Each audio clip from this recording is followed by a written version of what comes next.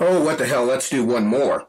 This one I've been getting asked about a lot lately, and several years ago I wrote an article about it. And this fly is Bob Quigley's film critic, and sort of a complicated little fly until you know some of the tricks. This is a hackle stacker style fly where the essentially we're going to build a parachute post, or we're not even going to build a post, we're just going to wrap some parachute hackle. And then fold that over like a wing case. So we've got all the hackle on top and none of the hackle on the bottom. And other than that, fairly simple fly. But I'll show you a few little tricks on how Bob did these. And there's a million variations on this theme these days. There's Bob. Obviously, you can see the poly yarn sticking out the front. I tied these on a poly yarn post, but you can do them on monofilament posts. You can do them on any variety of materials. Thread. Gel spun Nanosilk thread works really well for it too. Any variety of materials that you can use, but I'm going to show you with yarn. This is the original pattern, so I figured I'd stick to it.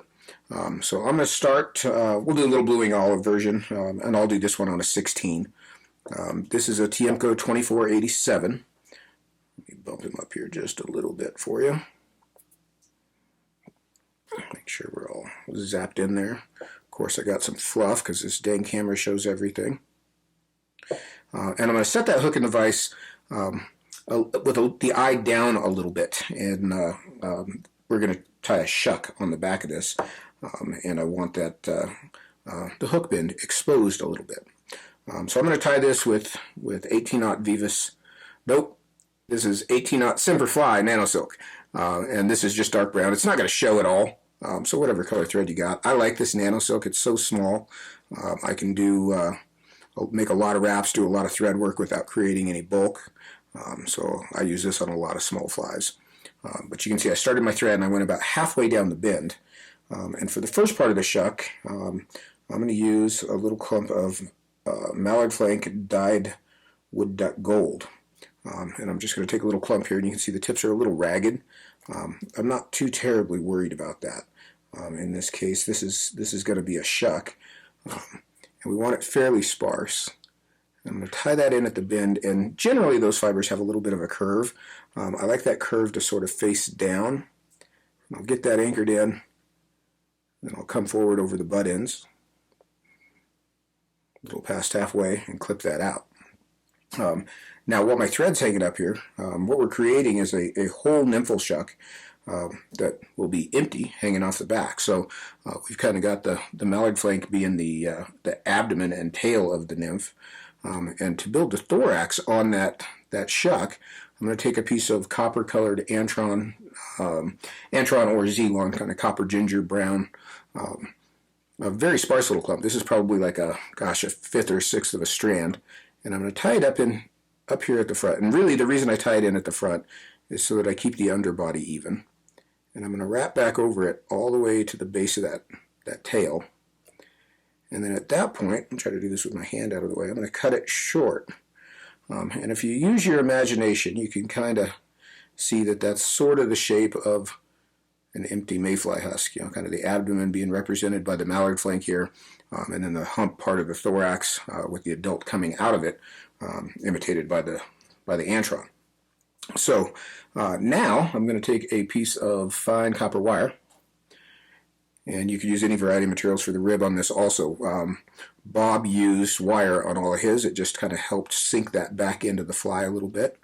But you could certainly tie this with a buyout body or any variety of materials that you liked.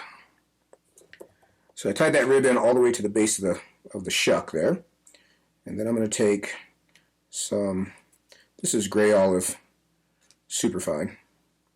And again, whatever color you want. And I'm going to dub a pretty thin strand here.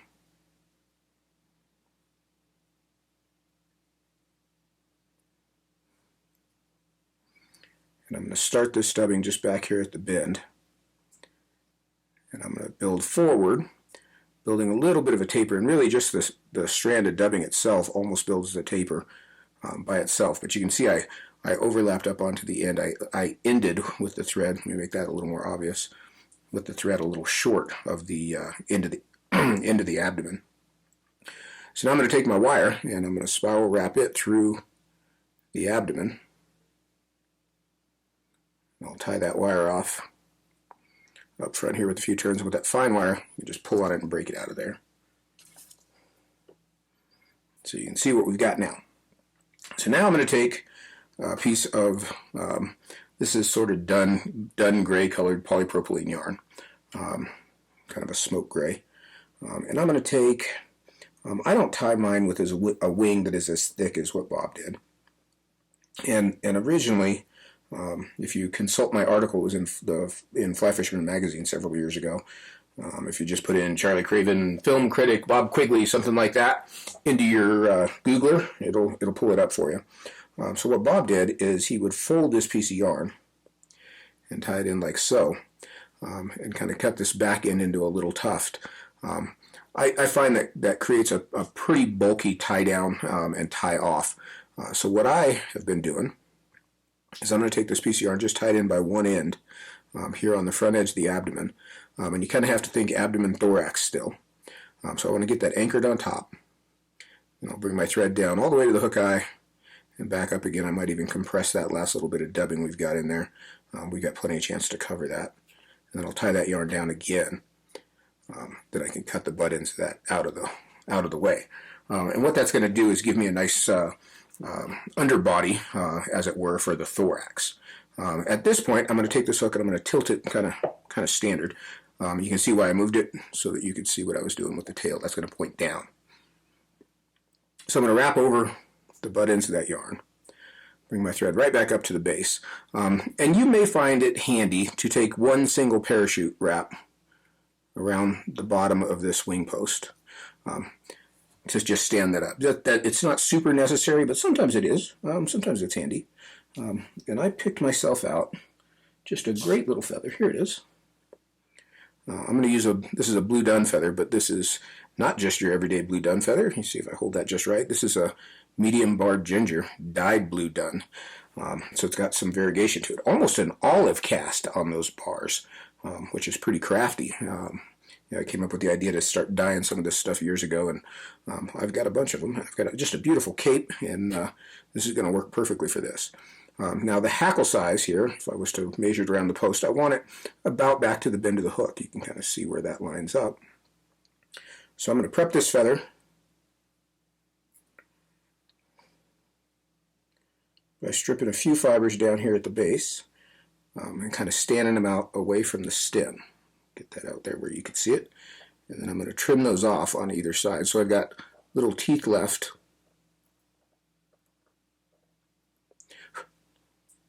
So that when I tie this in, I've got something that'll hang on to it.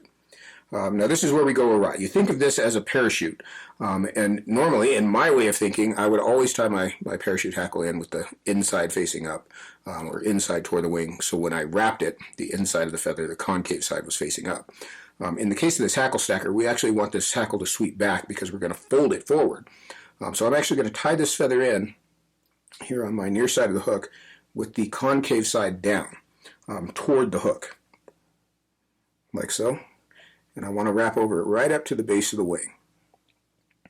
Now, when I get there, the trick on these hackle stackers, or the tricky part, is you've got no post on this wing, and we've got to wrap this hackle around it. We want to wrap the hackle up this post and down this post, essentially equal in distance up to the hook eye. So this much of the wing post we're going to cover in hackle. So we're going to put a lot of it on there. But because it's not posted, it's not going to stand up very well. And the trick to it is, and I'm going to try to do this all on the screen. I may lower this down just a bit here so that you can follow along. Is I'm going to grab this yarn in my hackle pliers. Try to do it down here where you can see it. And I'm just going to hold that up. You can see I've got that kind of pulled tight. And I'm holding that in my index finger of my thread hand. I've got a little more yarn than I need there. It's just in the way, so I just cut that off. So you can see what I've got there. Now I'm going to pick up my hackle feather, and I'm going to start at the base of this wing post, and I'm going to start to wrap. And don't really, this is the thing that just bugs the tar out of me because I'm a fairly neat tire. Don't worry if it looks shitty. It's gonna. That's sort of the whole idea of a hackle stacker. I've done them where I've made perfectly clean, neat wraps, and I'll tell you, the finished fly does not look right. It's too manicured. So we want some kind of disheveled hackle here. So I'm wrapping up that post, and you could check every now and again, kind of pull forward. I'm just short of the hook eye there, and then I'm going to wrap back down through that hackle that I just wrapped, further disheveling it. And when I get down here to the bottom, I'm going to pull this feather over here toward me. Now at this point, the hackle itself, I'm trying to do this all where you can see it, the hackle itself is kind of holding the post together. So I can let go with my hackle pliers. And I want to sweep this hackle up and back and catch that tip. Get a few turns on there, and then I give it another little tug. We're kind of going opposite directions there, but just to get that anchored. So you can see where we got that tied off. Let me bump back up into the center here. Just think our lighting's a little better there, and then I can trim this feather out. And if you've got anything kind of sticking out where it isn't supposed to be, kind of clean that up a little bit. This slice sort of counterintuitive. It's supposed to be messy, and it looks good when it's done, but you have to kind of believe the process, which I'm not great at. Hopefully you are. So now a little more superfine dubbing, same color. And you want to keep in mind on a fly like this, you're prone to want to make the abdomen a darker color and the thorax a lighter color. But in the case of this fly, the shuck is hanging off the back. This is what we're imitating here is the full-blown adult, but sort of crippled. Wings and legs just starting to come out, not fully unfurled, and maybe not so quite able to get away. So we're going to hold this hackle back out of the way, and we're going to build a thorax. And I like to make sure I leave at least an eye length worth of bare space behind the hook eye. And I'm going to wrap this dubbing right up to the base of the wing, and then kind of round that thorax out a bit with those last few turns, and then end up with my thread just here behind my index point. Get that little guy out of there. There we go. All right, now I'm going to pull this wing up, and I really want to fold this hackle back, sort of like, I always think of this like I was folding a wet fly style hackle. So I'm going to kind of fold this hackle off the bottom side of that post, or what's going to become the bottom side of that post, to clear the way, and I'll pull it over and kind of pinch it in my fingers. If I turn this just right, you can see my fingers and I've got a hold of the hook, but the yarn's not touching the hook eye yet. I'm going to catch this with a pinch wrap, and it's kind of loose. If I let go of that right now, you can see right here, that's not pulled taut just yet. So I've just got a couple turns on there. Now I'm going to pull on my thread and pull on the wing at the same time, and I can draw that down good and tight over the top. And you can see how that hackle, I'm going to hold on to my thread while I do this, has now become the wing case over the top of the fly. And you can see from the bottom, that disheveled hackle is now sort of spread out in all directions, doing a nice job of imitating all those little pieces and parts that might be coming out of the shuck.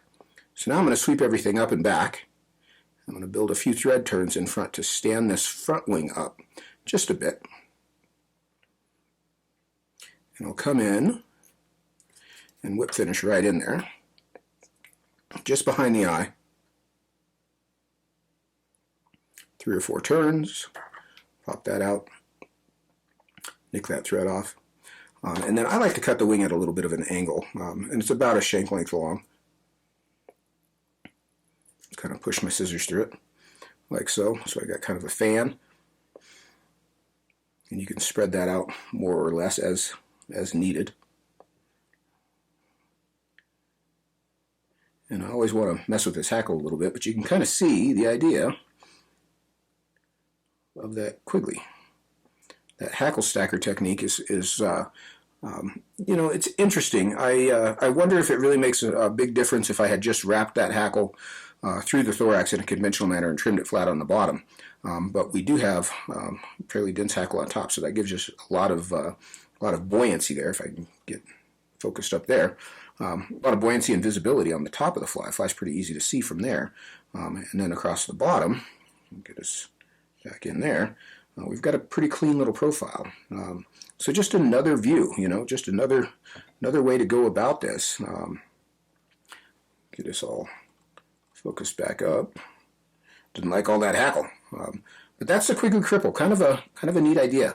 And that hackling technique is used on a lot of flies. You could tie terrestrials, ants, and beetles and things like that, all sorts of different critters, midges, using that hackling technique. I don't know.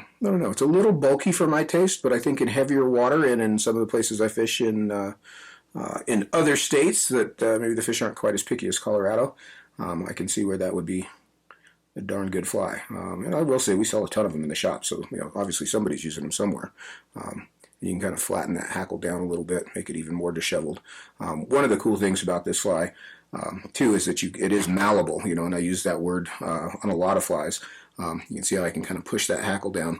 And the thing I like about malleable flies is they give you one profile when they're brand new, but then you can sort of mash them up. You can sort of mash that wing, kind of bang that up a little bit, and change the profile of the bug while you're fishing. So if you get a fish that comes up and refuses it, or maybe even eats it and you miss him, you can kind of change the profile without having to change the fly.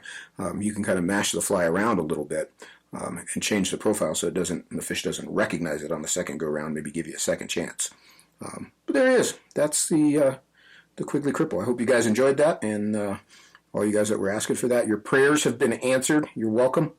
I'm Charlie Craven, and I might do one more. What the heck? Thanks for watching. You guys take care.